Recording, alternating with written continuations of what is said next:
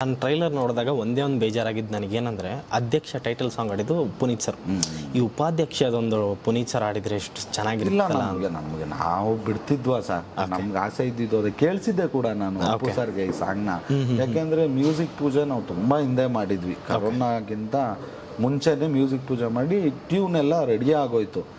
ನಾನು ಜೇಮ್ಸ್ ಟೈಮಲ್ಲಿ ಅಪ್ಪು ಸರ್ಗೆ ಕೇಳಿಸಿದೆ, ನೀವು ಅಧ್ಯಕ್ಷ ಎಲ್ಲ ಆಡಿದ್ರಿ, ಇದ್ರಲ್ಲಿ ಆಡಬೇಕು, ಕೇಳಿ ಸಾಂಗ್ನ ಚೆನ್ನಾಗಿದೆ, ಒಂಥರ ಹೊಸ್ದಾಗಿ ಮಾಡಿದ್ದೀರಾ, ಖಂಡಿತ ಆಡ್ಕೊಡ್ತೀನಿ ಅಂದರು.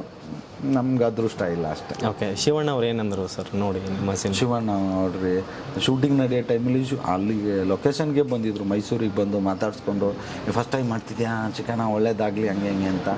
ಮೊನ್ನೆ ಟ್ರೈಲರ್ ಲಾಂಚ್ಗೆ ಬಂದಿದ್ರು. ನಾನು ಅವ್ರಿಗೆ ಜಾಸ್ತಿ ಹಿಂಸೆನೇ ಕೊಡೋಕೆ ಹೋಗಲಿಲ್ಲ.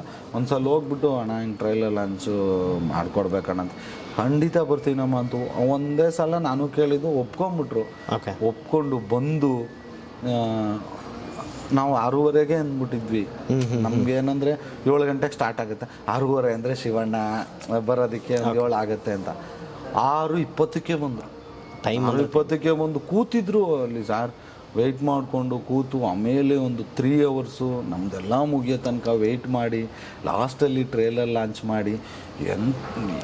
ಸರ್ ಯಾವ ಕಾಲ ಊಟಕ್ಕಿಂತ ಮುಂಚೆ ಸ್ಟಾರು ಸರ್ ಅವರು, ದೊಡ್ಡ ಮನೆಯವರು. ಅವರು ಬಂದು ಅಷ್ಟೊತ್ತು ಕೂತ್ಕೊಂಡು ನಾನು ಎಲ್ಲಿ ಅವ್ನು ಸರ್, ಯಾವುದೋ ಏನೋ ಕೂಲಿ ಮಾಡ್ಕೊಂಬಂದು ಇವತ್ತೊಂದು ಸಿನಿಮಾ ಮಾಡ್ತಿರೋ ಅವಶ್ಯಕತೆನೇ ಇಲ್ಲ ಅಲ್ಲ.